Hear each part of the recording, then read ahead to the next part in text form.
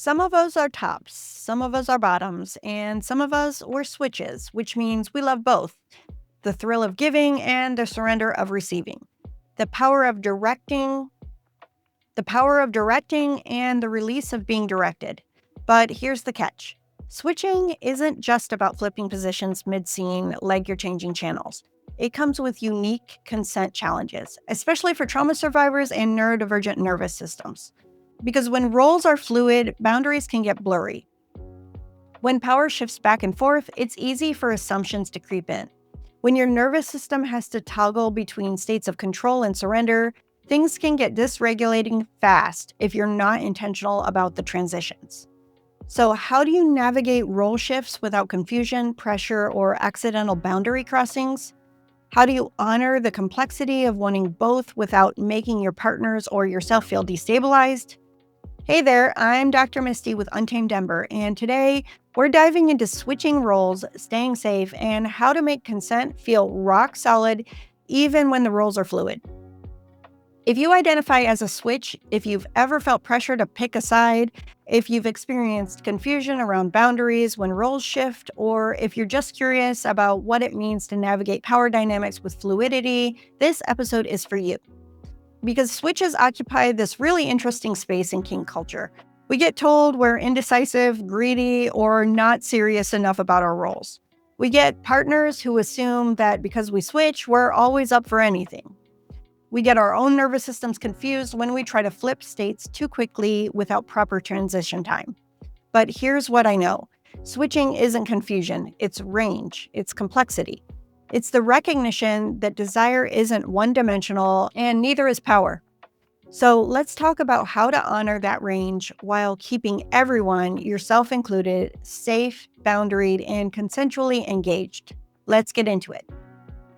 So let's start with the basics. What does it actually mean to be a switch? In kink and sex culture, a switch is someone who enjoys multiple roles. You might switch between dominant and submissive, between top and bottom, between caregiver and little, between the person giving sensation and the person receiving it. The specific roles vary depending on what kind of play you're into, but the core principle is the same. You don't have a fixed position. You're not always the one in control, and you're not always the one surrendering. You move between these states depending on your mood, your partner, the scene, or just what feels right in the moment. And here's what needs to be said right up front. Switches are not indecisive. We're not greedy. We're not commitment phobic about our kink identities. We're versatile. We contain multitudes. We've just recognized that our desire doesn't fit neatly into a single box. There's this weird cultural assumption, both in kink communities and in broader sexual culture, that you're supposed to have one role and stick to it. That being a real dominant means you never want to submit. That being a true submissive means you never want control. But that's bullshit. Desire is complex. Identity is complex. And for many of us, the appeal of power dynamics isn't about always being on one side. It's about the full spectrum of what power exchange can offer. So, why is switching appealing? What draws people to role fluidity? For many neurodivergent folks, switching offers sensory and emotional variety that helps with regulation. Sometimes your nervous system craves the focused, directive energy of topping, the clarity of being in control, making decisions, orchestrating sensation. Other times, it craves the soft, receptive energy of bottoming, the release of responsibility, the permission to just feel without having to think. Both states can be regulating depending on what your nervous system needs in that moment. Switching gives you access to both tools. For trauma survivors, switching can be powerful because it allows you to reclaim agency in multiple ways. Maybe you're reclaiming your right to surrender by choosing to bottom in a safe container. And maybe you're reclaiming your power by topping and directing a scene on your terms. You don't have to choose one narrative of healing. You get to hold both. For people who are naturally fluid in other aspects of identity, like gender, sexuality, or relationship structure, switching often feels congruent. If you're someone who doesn't experience identity as fixed in other areas, why would your sexual or kink role be any different? And for some people, switching is just fun. It's about novelty, creativity, and balance. It's about not getting bored. It's about experiencing intimacy from multiple angles and discovering what each role teaches you about yourself and about your partners. Here's my favorite comparison. Switches are like bisexuals of the kink world. People assume you can't pick a side, that you're confused or you're going through a phase. But really, you're just doubling your fun. You're refusing to limit your desire to someone else's categories. And just like bisexuality, switching comes with its own specific challenges around visibility, validation, and consent. Because when your identity doesn't fit neatly into the binary roles people expect, you have to work harder to make yourself understood and to protect your boundaries. So, what makes consent more complicated for switches? Let me be clear. Consent is always essential, regardless of your role or your identity. But switching introduces some specific challenges that don't exist when roles are fixed. First, role shifts can confuse boundaries if they're not explicitly negotiated. When you're switching, especially mid-scene, there's a question that needs answering.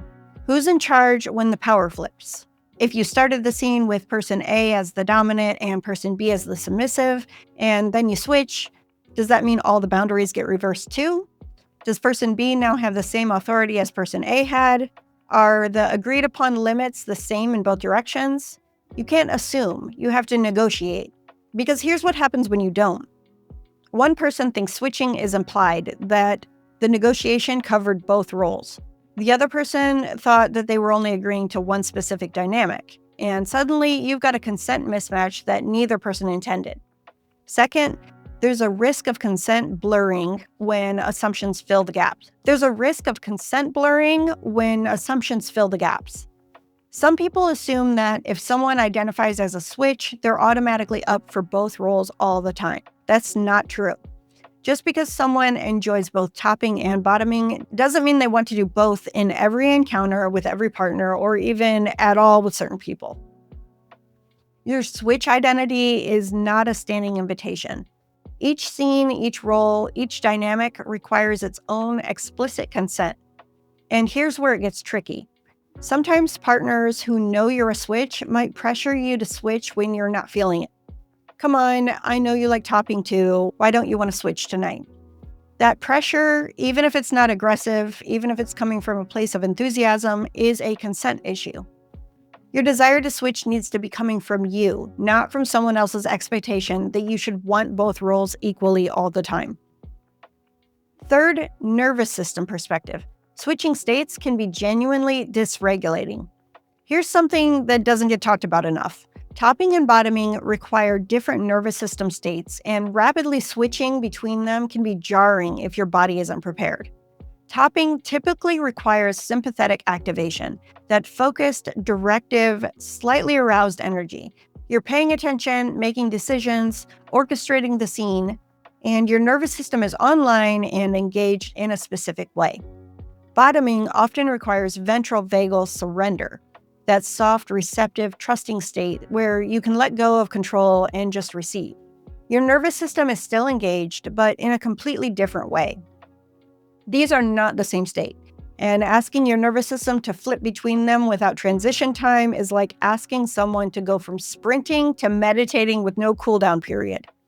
It's possible, but it's not easy. For some people, it's genuinely overwhelming.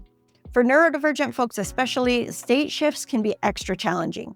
If you struggle with transitions in general, moving from one activity to another, shifting emotional gears, adapting to changes in routine, then switching roles mid-scene might require more support and structure than you initially expected. Let me give you an example of how this plays out.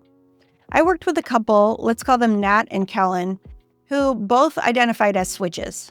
They were excited to explore switching mid-scene and had negotiated that they'd start with Nat topping and then switch roles halfway through.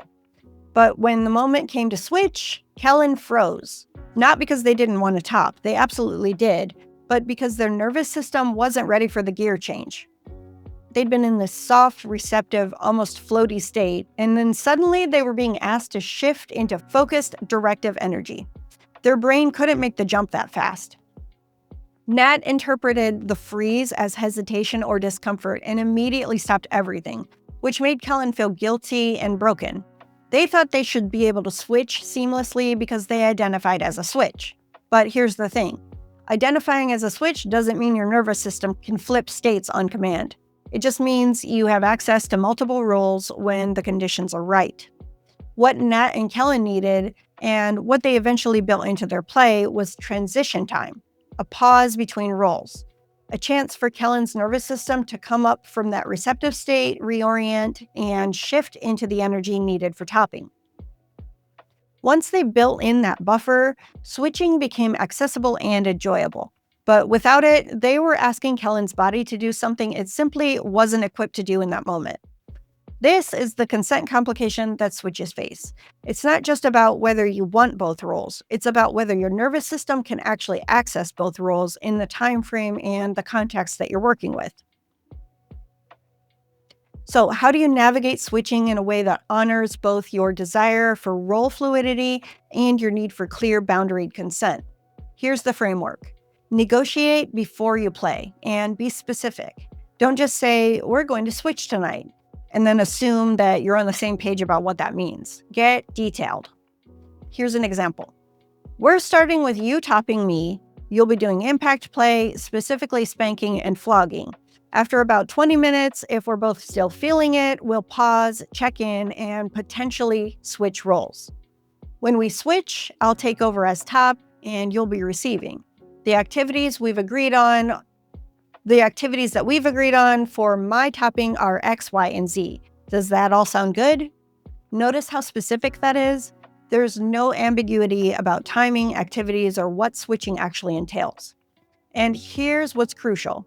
Build in an explicit check-in moment before the switch happens. Don't just assume that because you negotiated switching beforehand, both people are still up for it in the moment. Try this. "Okay, we're at the point where we talked about potentially switching. How are you feeling?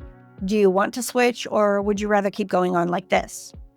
That check-in gives both people permission to change their minds without feeling like they're breaking an agreement. Agree on signals, not just safe words, but switch cues. If you're planning to switch mid-scene, you need clear communication about how that switch is initiated. Maybe it's verbal, like, "I'm ready to switch now." Maybe it's a physical cue. "If I hand you the flogger, that's me inviting you to take over." Maybe it's a pause and eye contact. We'll both take a breath, look at each other, and if we're both nodding, we know we're ready to flip. The key is that the switch doesn't happen through assumption or ambiguous signals. There's a clear moment of mutual agreement that says, "Yes, we're changing roles now." And just like with safe words, make sure these switch cues are actually accessible to both people when they're in an activated or vulnerable state. Do capacity checks. Make sure both partners have the bandwidth to switch. Just because you negotiated switching doesn't mean both people will have the same resources to actually do it when the moment comes.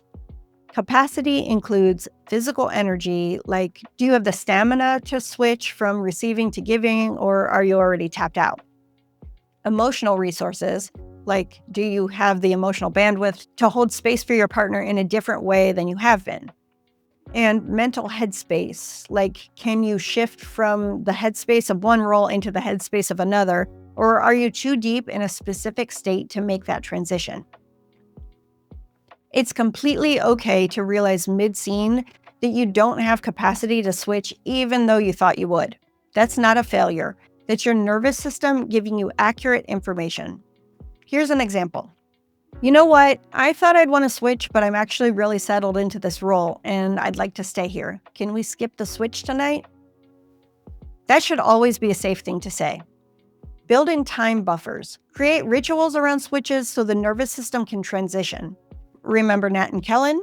What they needed was transition time. Here's what that could look like. When it's time to switch, pause everything. Stop the scene completely. Do something that signals we're stepping out of these roles for a moment. Maybe you sit up, make eye contact, drink some water, take a few deep breaths together, check in verbally about how you're both feeling and whether you're ready to switch. Give the person who's about to take on a new role a moment to settle into that energy. Maybe they need to stretch, shake out their body, or just have a moment of silence to shift gears. Then when you resume, you're starting fresh in the new roles rather than trying to flip mid-flow. These transition rituals might seem like they break the momentum, but they actually create safety that makes the switching sustainable. You're honoring that your nervous system needs time to adjust. Plan for aftercare that honors both roles. Here's something switches often forget. You need aftercare for both roles you played, not just one. If you started the scene bottoming and then switched to topping, you're going to need care that addresses both experiences. You might need physical comfort and grounding from the bottoming part and emotional processing and decompression from the topping part. Switches need double decompression. That's the chance to be held and to hold to process both the vulnerability of receiving and the responsibility of giving. Build aftercare time that's long enough for both of you to process both roles. Talk about what came up in each role. Give each other what you need to integrate the full experience. And don't be surprised if aftercare reveals that one role was more challenging or brought up more feelings than you expected. That's important information for next time. All right, we've talked about the challenges and the safety protocols. Now, let's talk about why being a switch is fucking awesome. Because despite the complications, despite the extra negotiation, despite the nervous system gymnastics, switching is a gift. First, let's affirm this clearly. Switching is not less committed or less serious than having a fixed role. There's this weird hierarchy in some kink communities where people who identify strongly as always dominant or always submissive are seen as more authentic or dedicated than switches, as if role fluidity means you're not as invested in the dynamics. That's nonsense. Switching doesn't mean you're lukewarm about power exchange. It means you're interested in the full complexity of what power can do. It means you're not limiting your exploration to one side of the dynamic. If anything, switches often have a deeper understanding of both roles because we've experienced them from the inside. We know what it's like to hold power and to surrender it. We know what bottoms need because we've been there. We know what tops are navigating because we've done it. That range is valuable. It's not a compromise, it's an expansion. Switching creates creative possibilities that fixed roles can't access. When both partners are switches, you get to play with balance in ways that feel dynamic and alive. Maybe you take turns. Maybe you negotiate based on who needs what role in a given day. Maybe you discover that certain activities feel better when you're in a specific role, so you start building scenes that honor those preferences. You get role fluidity, which means your play can evolve based on what you're both feeling rather than being locked into a script. You get balance of power, which can create a sense of equity and mutual exploration that feels different from fixed dynamics. And you get deeper trust because you've both been vulnerable in multiple ways. You know what it's like to be in each other's position, which builds empathy and attunement. For neurodivergent folks especially, switching can be a sensory and emotional regulator. Sometimes control feels grounding. You need the structure, the clarity, the focused energy of directing a scene. Your nervous system needs to be in charge to feel regulated. Other times, surrender feels grounding. You need to let go of decisions, release responsibility, trust someone else to hold the container while you just feel. Your nervous system needs to not be in charge to feel regulated. Both are valid, both are regulating, and having access to both means you have more tools in your toolkit for navigating your nervous system needs. Switching isn't a sign that you can't figure out what you want. It's a sign that you're paying attention to what your body and nervous system actually need in different contexts. So if you're a switch, hear me clearly. Your identity is not confusion. It's complexity. It's range. It's a gift. You don't have to pick a side to be taken seriously. You don't have to commit to one role to prove you're really into power dynamics. You don't have to limit yourself because other people find your fluidity confusing. Your desire for both, for giving and receiving, for control and surrender, for the full spectrum of what intimacy and power can offer, that desire is legitimate, valuable, and worthy of being honored. Let's pause and get reflective for a moment. Think about the roles you've played in intimacy, whether or not you identify as kinky. Think about both sexual roles and broader relational roles. When have you felt most alive giving? What was it about that experience that really lit you up? Was it the control, the responsibility, the pleasure of offering something to another person? When have you felt most alive receiving? What was it about surrendering, letting go, being cared for, or directed that felt good to you? Now, sit with this question. What would it feel like to give yourself permission to hold both identities fully? Not as a compromise, not as an indecision, but as both and rather than either or. Notice if your body lights up at the thought of switching. Does that fluidity feel freeing, exciting, congruent with who you are? Or notice if your body craves steadiness. Maybe you love the idea of role fluidity in theory, but in practice, you're realizing you prefer the clarity of a consistent role. That's valid too. Both are legitimate. There's no right answer here. The only question that matters is, what does your body actually want, as opposed to what you think you should want? If you're a switch, notice what each role gives you. Notice what you need to feel safe transitioning between them. Notice whether there are contexts or partners where switching feels accessible versus contexts where you'd rather stay in one role. And if you're realizing you're not a switch, that you have a clear preference for one role, that's valuable information too. You don't have to be fluid to be evolved or interesting. You just have to be honest about what actually serves your desire. Take a moment with whatever's coming up and notice it without judgment. Your body knows what it needs. As we close this episode, I want you to hear this. Switching isn't about indecision. It's about honoring the full spectrum of what your body and your nervous system desire. With clear consent, planned transitions, and safety nets built into your play, switching can be one of the most creative, liberating dynamics out there. But it requires intention. It requires communication. It requires recognizing that role fluidity doesn't mean boundaries disappear. It means boundaries need to be even more explicit because the terrain is more complex. Your yes, whether you're topping, bottoming, or both, deserves to be heard and honored, not assumed, not pressured, not taken for granted because of your identity label. If you're a switch, you get to negotiate each role separately.